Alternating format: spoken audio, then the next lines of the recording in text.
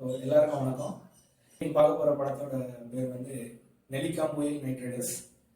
இதில் கதை என்ன அப்படின்னா, தமிழ்நாடு கேரளா பார்டரில் இருக்கக்கூடிய ஒரு கிராமம் நெல்லிக்காம்புயில்.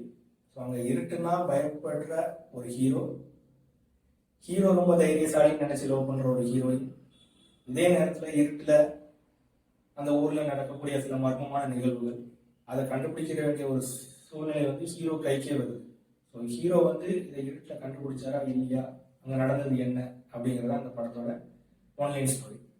படம் ஆரம்பிச்சு ஹீரோயின், ஹீரோவோட ஃப்ரெண்ட்ஸ், அந்த ஊர் மக்கள், இதோட எஸ்டாப்ளிஷ்மெண்ட் எல்லாம் போயிட்டு படத்தில் வாசப்பன் அப்படிங்கிற ஒரு கேரக்டர், ஒரு மிலிட்ரி மேன், அவர் ஒரு நாள் நைட்டு அவர் என்ன பார்த்தாரு அப்படிங்கிறதுல இருந்து கதை ஸ்டார்ட் ஆகுது. அதுக்கப்புறம் அந்த ஊரில் இருக்கிற மற்ற மக்கள் அவங்க இதுக்கு முன்னாடியே பார்த்த சில நிகழ்வுகளை சொல்கிறாங்க. ஒவ்வொன்றா சொல்லி அந்த மர்ம மனிதன் எப்படி இருப்பான், என்ன மாதிரியான ஆளு அப்படிங்கிறது நம்மளோட இன்ட்ரெஸ்டிங் அப்படியே ஹோல்ட் பண்ணி படம் இன்டர்வல் வரைக்கும் சூப்பராகவே போகுது. ஸோ இன்டர்வல் சீனில் ஹீரோயின் அந்த மர்ம மனிதனால பாதிக்கப்படுறான். அதுக்கப்புறம் ஹீரோவை கூப்பிட்டு, நீ தான் இனிமேல் அவனை கண்டுபிடிச்சி என் காலடியில் போடணும் அப்படின்னு சொல்கிறான்.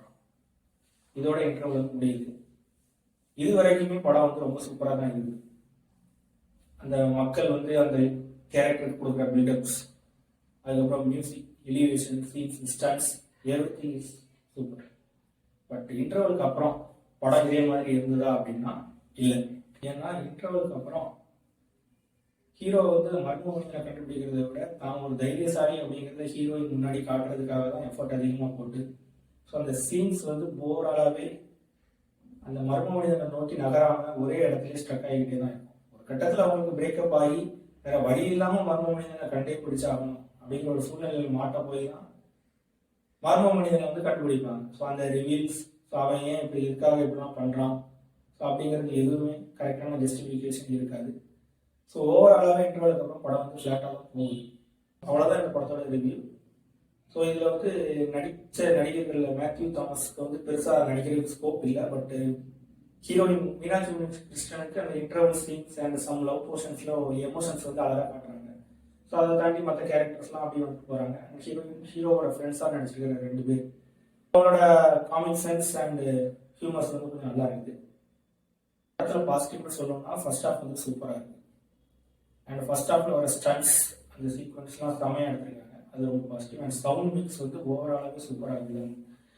த்ரில் எலமெண்ட்ஸ், அந்த சஸ்பென்ஸ், ஸோ அதெல்லாம் சூப்பராகவே அந்த சவுண்ட் மூலியமாக நல்லா காட்டியிருக்காங்க. அதுக்கப்புறம் cinematography, camera angles and positions, night தான் ஓவராலாகவே கதை ஃபுல்லாக நடக்குது. அது சூப்பராக இருக்குது. படத்தில் நெகட்டிவ் அப்படின்னு சொல்லணும் அப்படின்னா நான் செகண்ட் ஹாஃபே ஓவராலாக நெகட்டிவ் தான் சொல்லுவேன்.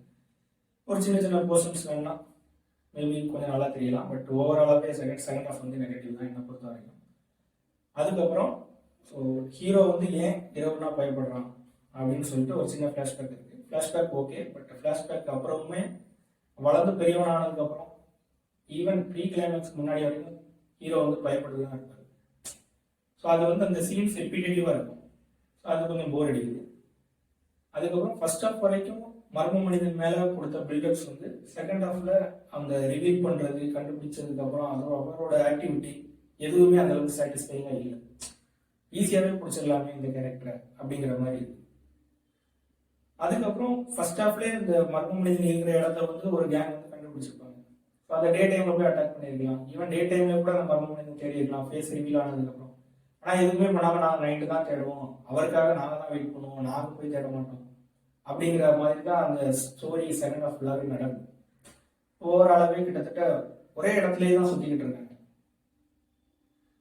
அது ஒரு பிக் நெகட்டிவ். என்ன கேட்டீங்கன்னா தியேட்டரில் போய் பார்க்கலாம்.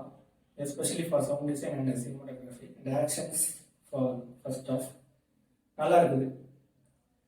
5க்கு 2.25 கொடுக்கலாம். That's it. தேங்க்யூ.